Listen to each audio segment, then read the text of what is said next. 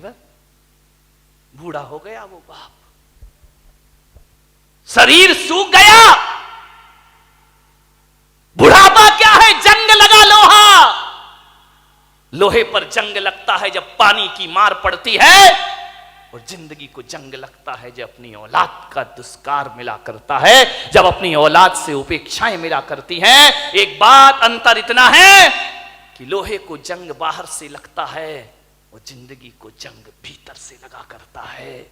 बाहर की जंग को मिटाने के लिए कोई रेख मार्क मिल जाता है बाजार में, मगर भीतर की जंग मिटाने का कोई भी उपाय हमारे पास नहीं हुआ करता है। उस बूढ़े ने बच्चों को पढ़ाया लिखाया, उसकी पत्नी की मौत हो गई, अकेला बुढ़ापा, 2 बेटे, एक डॉक्टर, एक इंजीनियर, पढ़ा लिखा के बड़ा किया। बड़ा आश्चर्य होता है मुझे कि एक बाप अपने 4 बेटों को पढ़ा लिखा के योग्य बना देता है, अपने 4 बच्चों को खिला देता है एक बाप, लेकिन 4 बच्चे मिलकर के बुढ़ापे में एक बाप को रोटियां नहीं दे सकते हैं। मेरे भाई, जब छोटे थे तो इस बाप ने तुम्हें खिलाया था, पिलाया था, आज बुढ़ापा है, 4 बच्चे रोटियां नहीं दे सकते उसको। अरे तुमसे अच्छा तो वो बंदर होता है जो नाच नाच कर मदारी का पेट भर दिया करता है। ध्यान रखिए, क्या जिंदगी है हमारी, क्या जीवन है हमारा। अपने ही घर में परायेपन का बोध, ऐसे रहते हैं जैसे पड़ोसी के घर में रह रहे हो। कल तक जहां हुकूमत चलती थी, आज 2 रोटी का भी इंतजार करना पड़ता है। मान्यवर, माँ बाप अपने बच्चों की जुबान नहीं दे सकते किसी को। क्या हालात बना दिए हैं कि बुढ़ापे में माँ बाप बच्चों के सामने चुपचाप हाथ बांधे खड़े रहते हैं। ध्यान रखिए, उनके पास कुछ नहीं है। उस बूढ़े बाप को बहुएं पसंद नहीं करती थी, फूटी आंख नहीं सुहाता बूढ़ा उनको, बड़ी परेशान हो गई बहुएं। बूढ़े बाप ने देखा, यार इन बच्चों को मैंने पाला पोसा बड़ा किया, आप विचार तो करो एक बार, माँ बाप की तपस्याएं, मैं संत हूं, मैं दिगंबर संत हूं, लेकिन आज मैं आपके सामने कह रहा हूं कि 23 साल हो गए मुझे सन्यास में रहते रहते, लेकिन मैं विश्वास के साथ कहता हूं कि 23 साल में जितनी तपस्या मैंने नहीं की होगी, उससे ज्यादा तपस्या मेरी मां ने मुझे पालने में की होगी। क्या पाते हो तुम अपनी जिंदगी में? मां बाप के एहसान। बड़ा आश्चर्य होता है कि जिस मां ने 9 महीने तुम्हें कोख में रखा, बुढ़ापे में उसको कमरे में नहीं रख सकते हो तुम। ध्यान रखिए, जिस मां ने आंचल का दूध पिलाया, उस मां को मटके का पानी नहीं पिला सकते हो। जिस मां ने, विचार करिए, आज जो तुम बोल रहे हो, अरे बेकार है वो औलाद जो अपने बाप को चुप कहती हो। ध्यान रखिए, कैसी औलाद है? मां बाप कुछ बोलते हैं तो बच्चा कहता है आप चुप रहिए। अरे जीभ गल के गिर जाना चाहिए आपकी। मां बाप को कहते हो चुप रहिए, जिसने बोलना सिखाया। जब तुम पैदा हुए थे तुम्हें तो बोलना भी नहीं आता था। बताइए, सबसे पहले बोलना किसने सिखाया था? इस मां बाप ने। और इसी दिन के लिए सिखाया था कि जब तू बोलना सीख जाए तो हमें कहना कि तुम चुप रहो। ध्यान रखिए मान्यवर, मां बाप के एहसानों से मुक्त नहीं हो सकते कभी। जब तुम्हें चलते नहीं बनता था ना, किसने चलना सिखाया था? बताइए, उंगली पकड़ के किसने चलना सिखाया था? इस मां ने सिखाया था, इस पिता ने सिखाया था। ये तुम्हारे लिए घोड़ा बना था, तुम उसकी पीठ पर सवार हुए थे। कितना खुश होता था वो बाप जब तुम पहली बार चलना सीखे थे। चलते थे, गिर जाते थे, चलते थे, जैसे ही गिरने लगते थे पापा आकर पकड़ लिया करते थे। एक बात तो बता दो, युवाओं से मेरा निवेदन है, जब तुमसे चलते नहीं बनता था तो माँ बाप ने उंगली पकड़ी थी, और आज उनसे चलते नहीं बनता तो तुम उनका हाथ नहीं पकड़ सकते हो। तुम्हें उनका हाथ पकड़ने में शर्म आती है, तुम्हें गाड़ी में बिठा के मंदिर ले जाने में शर्म आती है, तुम्हें शर्म आती है अपने माँ बाप को सहारा देने में। वाह रे इंसान, विचार करिए। याद है तुम्हें जब बचपन में स्कूल जाते थे तो माँ क्या करती थी, तुम्हारे टिफिन में 2 रोटी रखती थी, बेटा पढ़ाई भी करना, भूख लगे तो ये रोटियां खा लेना। स्कूल में रहने के बाद भी माँ तुम्हारा ख्याल रखती थी। और जब स्कूल जाते थे तो माँ पिता 1 रुपया 2 रुपया तुम्हारी जेब में डाल दिया करता था। विचार करो आप कि जिस माँ ने टिफिन में 2 रोटियां रखी हैं, बुढ़ापे में आज उस माँ की थाली में 2 रोटी नहीं है। और जिस बाप ने जेब में पैसे डाले थे, आज वो बाप बिना पैसे के घर में जिंदगी जी रहा है, एक एक पैसे को तरसता है, उसे शर्म आती है अपनी औलाद से पैसा मांगने में। एक बात तो बता दो, युवाओं से मेरा निवेदन है कि बचपन में तुमने पिता की जेब से पैसे निकाले थे तो पिता तो गुस्सा नहीं हुए थे ना? पिता तो सोचते थे बच्चा है, निकाल लिया, खर्च करेगा, कोई बात नहीं है। बचपन में पिता के जेब से पैसे निकालते तब पिता को गुस्सा नहीं आया। और आज बुढ़ापे में बाप यदि तुम्हारी जेब से पैसा निकाले तो तुम्हें गुस्सा क्यों आता है? मैं आपसे पूछना चाहता हूं, युवाओं से मेरा प्रश्न है, आज आपको गुस्सा क्यों आता है? आज पिता को इजाजत क्यों लेना पड़ती है? एक बात आपसे निवेदन करने जा रहा हूं, मान्यवर, जब तुम छोटे थे ना, ये वही बाप है, तुम्हारे घर में एक चिड़िया आती थी, तुम बचपन में छोटे में पूछते थे पापा ये क्या है? पापा कहते थे बेटा चिड़िया है। फिर थोड़ी देर बाद चिड़िया आती थी, पापा ये क्या है? बेटा ये चिड़िया है। फिर चिड़िया आई, पापा ये क्या है? तुमने 10 बार पूछा, बाप ने 10 बार बताया बेटा ये चिड़िया है। पापा को गुस्सा नहीं आया ना? और जब बुढ़ापे में एक बाप किसी बात को 2 बार पूछ लेता है तो आप कहते हो तुम्हें एक बार का समझ में नहीं आता है, बार बार पूछते रहते हो। कितनी बार समझाऊं तुमको? बताओ, तुमने 10 बार पूछा तो पापा ने गुस्सा नहीं किया, आज पापा ने 2 बार पूछ लिया तो तुमको गुस्सा आ गया। तुम कहते हो कि माँ बाप जिद करते हैं, बुढ़ापे में परेशान करते हैं। तुमने भी बहुत जिद की थी जब तुम अपने माँ बाप के साथ बाजार गए थे, खिलौने के लिए मचल गए थे, पापा यही खिलौना लूंगा, पापा के पास पैसे नहीं थे, पापा मुझे यही वाला चाहिए। सोचिए, आप विचार करिए, बाप के पास कुछ नहीं था, तुमने डिमांड की, तुमने जिद की, तुम भी तो सड़क पर मचल गए थे, बाजार में रोने लगे थे, तब पापा को गुस्सा नहीं आया। और आज माँ बाप थोड़ी सी जिद कर ले तुमको गुस्सा आ जाता है। किस काम की जिंदगी है ये तुम्हारी? मान्यवर, विचार करिए, तुमने कितना परेशान किया है माँ बाप को।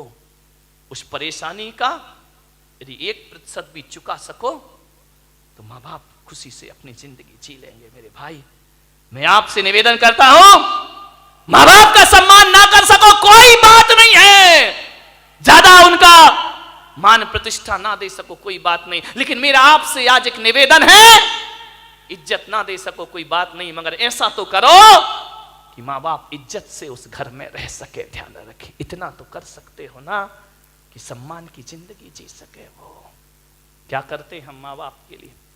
स्वामी विवेकानंद बहुत बड़े संत हुए, अमेरिका गए, उन्होंने अपना भाषण दिया, प्रवचन दिया, मां पर बहुत अच्छा बोलते थे।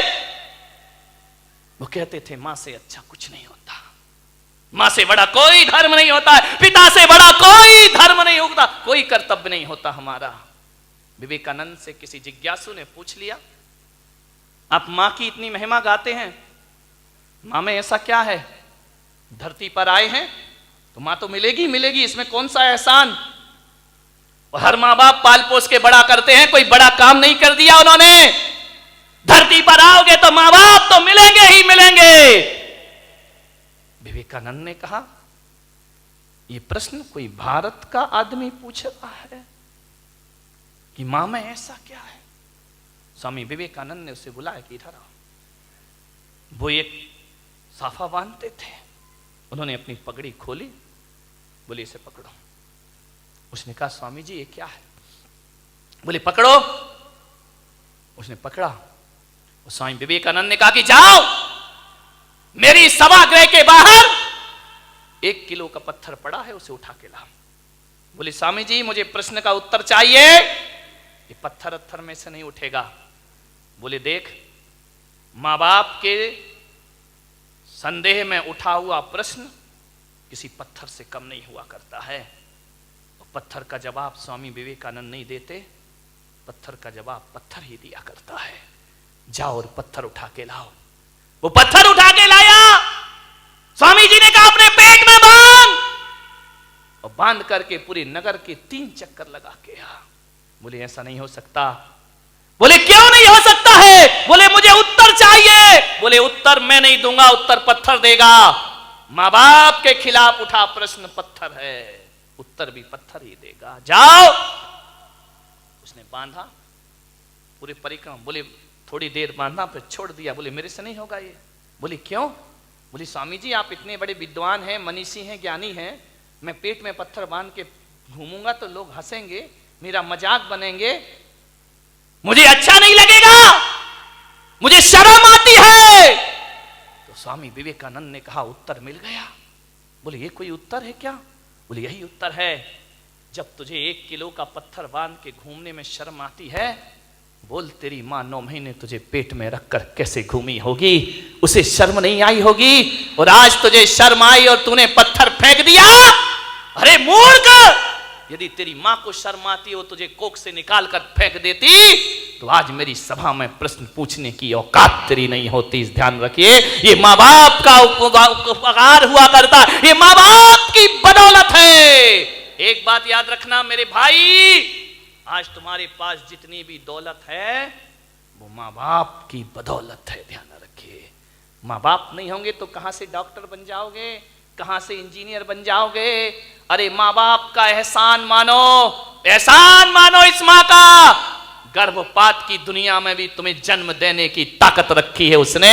यदि जन्म से पहले मार देती तो आज यहां बैठ के प्रवचन नहीं सुन रहे होते तुम लोग। आज जो इज्जत तुमने कमाई है ना, ये मत सोचना कि पढ़ लिख के इज्जत कमाई है, ये मत सोचना कि दौलत कमा के इज्जत कमाई है। आज किसी संत की सभा में इज्जत से बैठे हो तो अपनी बदौलत नहीं, अपने मां बाप की बदौलत बैठे हुए हो। ध्यान रखिए, मेरा आपसे निवेदन है, यदि ये मां तुम्हें जन्म देके किसी कचड़े घर में फेंक देती ना, जैसे आज बुढ़ापे में तुम उसे फेंक रहे हो, यदि बचपन में इस मां ने फेंक दिया होता ना तो ना तुम्हारी जात का पता चलता, ना तुम्हारे बाप का पता चलता, और इस धरती पर नाजायज औलाद बनकर जीते रहते। कोई तुमसे शादी करने को तैयार नहीं होता। मेरे भाई, माँ बाप ने जिंदगी भर अपना चरित्र बचाया है, इस माँ ने अपने सतीत्व को बचाया है, उस पिता ने अपने चाल चलन को सुधारा है, तब जाकर तुम इस समाज में इज्जत की जिंदगी जी रहे हो। मेरे भाई ध्यान रखिए, ये इज्जत भी माँ बाप से मिली है, ये नाम भी माँ बाप से मिला है।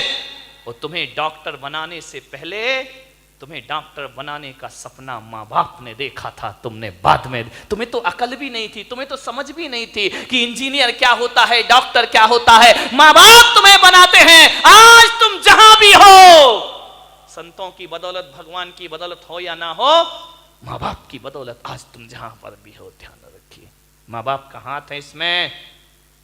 बूढ़ा दुखी हो गया, बहुएं पसंद नहीं करती, घर जाता बूढ़ा तो ऐसा लगता जैसे किसी जेल में प्रवेश कर रहा हो। पत्नी भी नहीं, फोटो लगी है पत्नी की, लेटा हुआ है पलंग पर, कभी पत्नी को देखता है, कभी अपने आप को देखता है। रात कटती है करवट में, पता नहीं चलता कितनी लंबी रात है। यूं तो अमावस 15 दिन में एक बार आती है, लेकिन उस बूढ़े की जिंदगी में तो अमावस ही अमावस थी, पूर्णिमा तो कभी आ ही नहीं पाई। सुबह ताने भरे शब्दों से नाश्ता मिलता, उलाहना दे करके 2 रोटी मिलती, करते क्या हो तुम यहां बैठे बैठे? कुछ नहीं बोला बूढ़ा। ठीक है, जाए भी तो जाए कहां? बड़ा दुखी था, मर भी नहीं सकता, मौत भी नहीं आती, जी भी नहीं सकता, जीने जैसा कुछ बचा भी नहीं है। बहुत दुखी वह बूढ़ा। थोड़ा बहुत टहलाता, यार दोस्तों में बैठता, शरीर में ताकत नहीं, कुछ कमाए, कुछ मेहनत करे, फिर घर लौट आता। और घर लौटता तो ऐसा लगता कि किस दरिंदगी की जिंदगी में मैं वापस लौट आया हूं। कोई ढंग से बात नहीं करता, बेटे के पास टाइम नहीं, वो क्लिनिक से आता, वो साइट से आता नहाता धोता, टीवी के सामने बैठ जा। बूढ़े बाप से कोई कुछ नहीं पूछता। मैं युवाओं से निवेदन करूंगा, बूढ़े माँ बाप को बुढ़ापे में कुछ नहीं चाहिए, कुछ नहीं चाहिए। कोई बूढ़े माँ बाप नहीं कहेंगे अच्छा कमरा दो, अच्छा बंगला दो, गाड़ी दो, मोटर दो, अच्छा खाना दो। कोई माँ बाप नहीं। आपसे निवेदन है, जब कोई बेटा विदेश जाता है ना घूमने के लिए, पढ़ने के लिए, यदि वो पत्नी से पूछता है क्या लेकर आऊं, पत्नी कहती मेरे लिए हार लेकर आना। बच्चे से पूछता बेटा तेरे लिए क्या लेके आऊं, वो कहता है मोबाइल लेके आना। बहन से पूछता है तेरे लिए क्या लेकर आऊं, वो कहती अच्छे से सूट लेकर के आना। लेकिन जब मां से पूछता है मां मैं विदेश जा रहा हूं, बता तेरे लिए क्या लेकर आऊं, तो मां कहती है मेरे पास सब कुछ है मेरे बच्चे, कुछ लाए या ना लाए, मेरा लाल तू वापिस आ जाए, इससे बड़ा उपहार मेरे लिए दुनिया में कोई दूसरा नहीं। एक मां है जो केवल तुम्हें चाहती है, तुम्हें बस, बाकी सारे रिश्ते तो तुमसे कुछ चाहते हैं। ध्यान रखिए, तुम्हें चाहने वाला कौन है? मान्यवर, क्या चाहिए एक बूढ़े मां बाप को? पत्नी डिमांड कर सकती है साड़ी की, आभूषण की, माँ बाप तो नहीं करते। कोई उन्हें अच्छा पहनना नहीं चाहिए, उन्हें अच्छा कपड़ा नहीं चाहिए, उन्हें तो सब जीवन जी लिया है।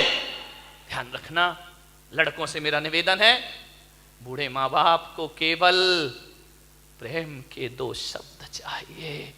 रूखी रोटी दे देना, ऑफिस से दुकान से जब भी लौटो 2 मिनट अपने माँ बाप के पास जरूर बैठना, उनका हाल चाल पूछ लेना, समस्या का समाधान कर पाओ या ना कर पाओ 2 शब्द प्यार के बोलना कि पापा जी कोई तकलीफ तो नहीं है ना, कोई कष्ट तो नहीं है ना, आपकी तबीयत ठीक है ना, बस इतना बोल दो।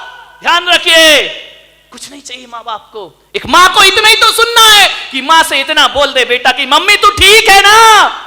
मैं आज आपसे पूछता हूं, एक सच्चा बेटा होगा तो आज जाके घर में माँ बाप से पूछेगा कि माँ बाप, माता पिता जब तुमने मुझे जन्म दिया था क्या सोच के जन्म दिया था? एक बात पूछना प्रश्न अपनी माँ बाप से, क्या सोच के तुमने जन्म दिया था मुझे? आप बताओ पिताजी, जैसा आपने सोचा था मैं उसके अनुसार हूं या नहीं हूं?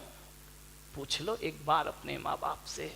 किन अरमानों से जन्म दे के पाल पोस के बड़ा किया था, मैं आपकी इच्छाओं के अनुरूप जीवन जी रहा हूं या नहीं जी रहा हूं? और माँ बाप यदि कुछ ना बोले तो समझना कि तुम अभी वैसा जीवन नहीं जी रहे हो। और मैं पुलक सागर आपको कहता हूं कि माँ बाप यदि चुप हो जाएं तो कसम खा लेना कि आज से मैं माँ बाप के अनुसार जिंदगी जीने का प्रयास करूंगा। ध्यान रखिए।